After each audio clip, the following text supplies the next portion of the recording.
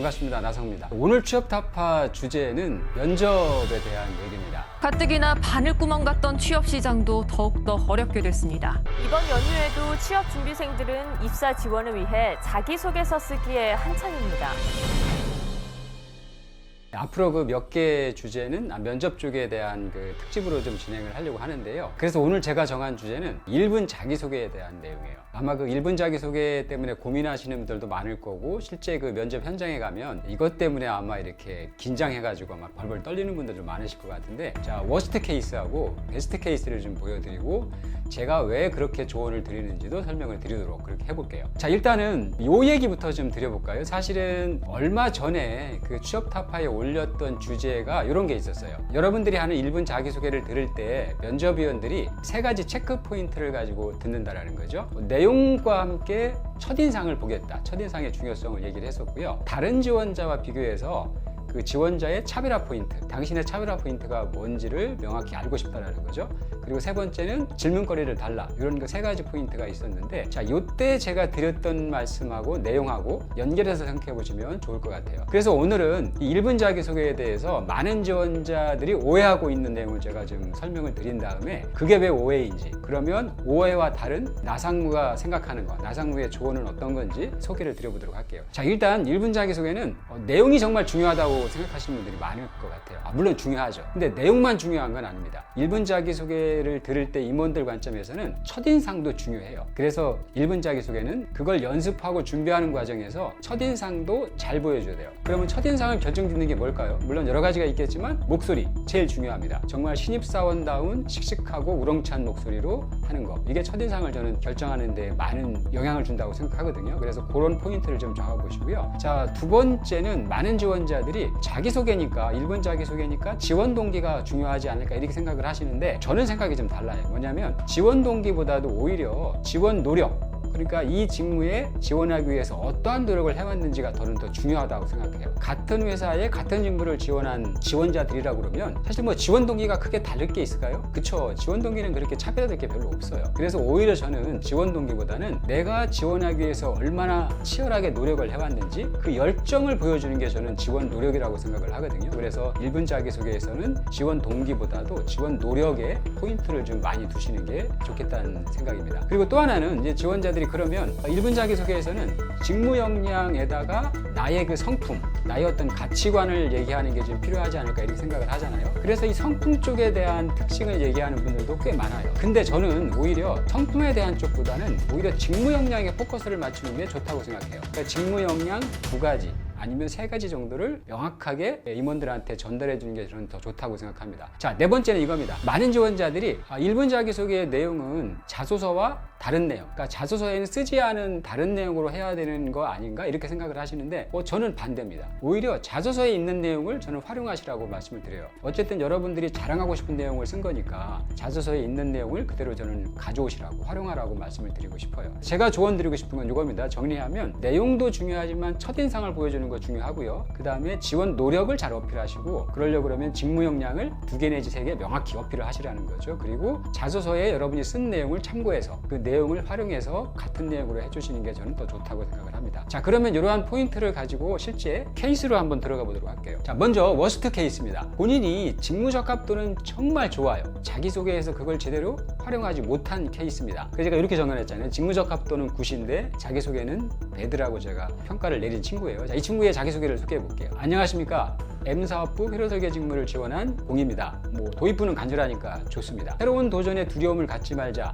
제 인생의 가치관입니다. 저는 이러한 가치관을 가지고 다양한 분야에 도전을 하였고 다음과 같은 역량을 가지고 있습니다. 자, 여기서 본인의 어떤 가치관, 도전이라는 거를 꺼냈죠. 그래서 도전 키워드를 강조를 했는데, 과연 면접위원, 특히나 임원 관점에서 이 도전이라는 키워드가 와 닿을까요? 그렇게 차별화되지 않습니다. 저는 도전이라는 키워드가 많은 지원자들이 쓰는 평범한 키워드라고 생각을 하거든요. 다른 경쟁자와 비교해서 내 차별화를 어필을 해야 되는데, 사실은 도전이라는 키워드는 경쟁자하고 비교할 때 차별화가 안 된다는 거죠. 그래서 저는 이 도전이라는 키워드를 갖고 온 것 자체가 다소 좋지는 않다 이렇게 판단을 해요. 자, 그 다음에 이제 본인의 역량을 2가지 얘기를 합니다. 첫째, 유럽의 한국문화 홍보 활동인 워크 페스티벌의 홍보팀장직을 맡아서 팀원들 간의 팀워크 그리고 리더십에 대해 배우는 계기가 되었습니다. 이걸 첫 번째로 가져왔어요. 저는 근데 이게 잘못이라고 저는 생각을 해요. 왜냐하면 이 친구는 회로 설계 직무에 엔지니어로 지원을 한 거잖아요. 그쵸? 근데 이 워크 페스티벌의 홍보팀장은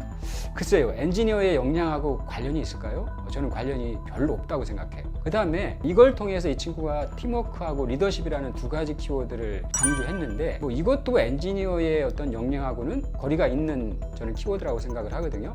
그리고 이 친구는 더구나 석사까지 한 친구입니다. 그러면 석사로서 엔지니어로 지원을 한 건데 과연 석사 출신인데 팀워크나 리더십을 가장 중요한 첫 번째 키워드로 갖고 오는 게 맞았을까? 이거에 대한 아쉬움이 있는 거죠. 둘째, 학부 시절에 회로설계 엔지니어가 되겠다는 꿈을 가지고 대학원에 진학을 했습니다. 이를 통해서 회로설계 능력을 배양하고 다양한 반도체 산업 분야에 대한 식견을 넓히는 계기가 되었습니다. 자, 여기서는 좋은 점과 좀 아쉬운 점이 있는데 일단 이거죠. 회로설계 엔지니어가 되겠다라는 꿈을 가지고 대학원 석사에 진학했다라는 거는 굿, 좋습니다. 근데 그 다음에 이어진 거예요. 어쨌든 석사 과정을 통해서 회로설계 능력 배양한 거하고 반도체 산업에 대한 식견을 키워드로 가져왔잖아요.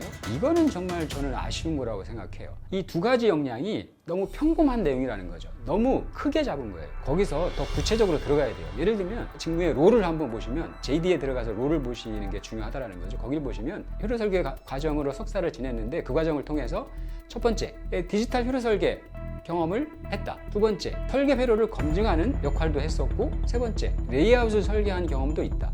이 정도는 나와줘야 되는 거죠. 그 세 가지가 사실은 회로 설계 직무의 롤에 보시면 적시가 돼 있는 롤이거든요. 그러니까 사실은 그 JD에 있는 롤을 가지고 조금 더 직무 역량을 구체적으로 저는 표현해 주는 게 필요하다고 생각을 해요. 그래서 그런 걸 보면 굉장히 좋은 기회를 놓쳤다라고 생각이 되고, 그리고 또 하나, 이 다양한 반도체 산업 분야에 대한 식견, 이거는 글쎄요, 지원자가 쓸만한 문구는 아니라고 생각이 돼요. 좀 더 구체적인 직무 역량을 어필해 주는 게 중요합니다. 자, 그리고 마지막은 이렇게 했어요. 자, 이것도 보면 사실은 무난합니다. 이거를 들었을 때 임원들한테 주는 임팩트는 그다지 없다고 생각이 돼요. 그래서 이 친구 거를 보면 제가 워스트 케이스로 뽑은 게 이런 겁니다. 굉장히 석사로서 좋은 직무 역량을 갖고 있음에도 불구하고 너무 평범하게 자기소개를 했다라는 거죠. 자, 이러면 사실은 자기소개에서 본인의 그 이미지를 업시키는 그런 기회를 놓쳤다고 저는 생각을 합니다. 자, 그러면 이번에는 반대로 베스트 케이스를 좀 살펴보도록 할게요. 자, 이 친구는 학사 출신이지만 본인이 가진 세 가지 직무 역량을 명확하게 강조했던 친구의 사례입니다. 제가 그 유튜브에서 가끔 소개해드렸던 비합격자 사례를 좀 참고하시면 좋을 것 같아요. 안녕하십니까. 포토공정 엔지니어로 기여하고 싶은 양상무입니다. 일단 도입부가 간결한 거 좋고요. 자, 이를 위해 소자, 공정, 광학이라는 세 가지 역량을 쌓았습니다. 이것도 뭐 다른 어떤 미사이구가 없습니다. 그죠? 명확하게 세 가지 역량을 제시한 것도 저는 좋다고 생각을 합니다. 그 다음에 이제 세 가지 역량에 대한 걸 쭉 자세하게 설명을 합니다. 첫째, 반도체 기본 이론을 배우고 1년간 티켓을 이용해 메모리를 설계하며 소자 및 공정에 대한 역량을 쌓았습니다. 그리고 둘째, 광기술센터와 나노기술원에서 기하광학과 파동광학을 이수하며 빛의 휘절을 중심으로 광학 역량을 쌓았습니다. 그 다음에 셋째, 반도체 설계교육센터에서 모스펫 공정교육을 받으며 공정 역량을 길렀습니다. 자, 이렇게 세 가지를 명확히 던져줬거든요. 저는 이 세 가지가 굉장히 구체적이라는 거죠. 그리고 또 하나, 이 친구가 지원한 그 공정기술의 포토공정의 엔지니어 쪽하고 굉장히 적합도가 있는 역량들을 가져왔다는 거죠. 그리고 더 중요한 건 사실은 이 내용이 이 친구가 그 삼성의 에세이 4번에 쓴 내용이에요. 그 4번에 쓴 키워드를 그대로 활용해서 설명을 한 거죠. 그래서 어찌 보면 에세이 4번의 첨자로 쓴 거를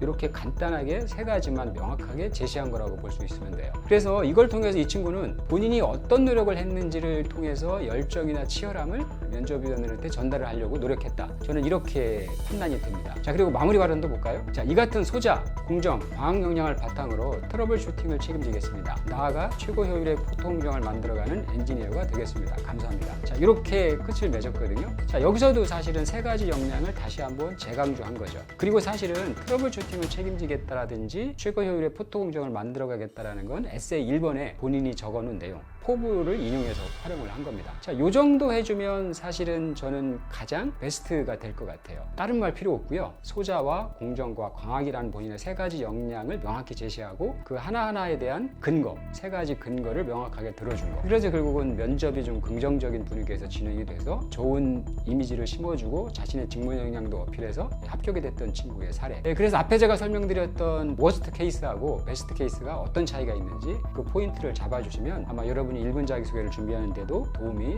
될 거라고 봅니다. 사실은 이런 내용이 제가 쓴 이 이자면 관통하기 면접편에 들어 있습니다. 제가 1월 달에 이자면 관통하기 이력서 자소서 편에 이어서 이번에 그 면접편을 출간을 했거든요. 그래서 면접편에 이러한 내용들이 자세히 나와 있으니까 참고를 해보시면 좋겠고요. 그리고 유튜브에 들어가시면 이 나상무의 그 실전 인성 모의 면접이라는 게 있거든요. 아마 최근에 제가 들어가 보니까 한 21만 명이 이거를 봤더라고요. 그리고 제가 이걸 면접 앞두신 분한테 추천드리는 이유는 일단 좋아요가 한 6,800명 정도가 눌렀는데 나빠요는 그래도 39명밖에 안 되는 것 같아요. 그래서 일단은 믿으시고 면접을 앞두고 좀 참조를 하시면 좋은 가이드에 도움이 될 것 같습니다. 오늘 주제는 여기서 마치고요. 다음 주제는 제가 1분 자기소개 영향으로 탈락한 친구의 케이스 그리고 합격한 친구의 케이스를 비교를 한번 해드리도록 하겠습니다.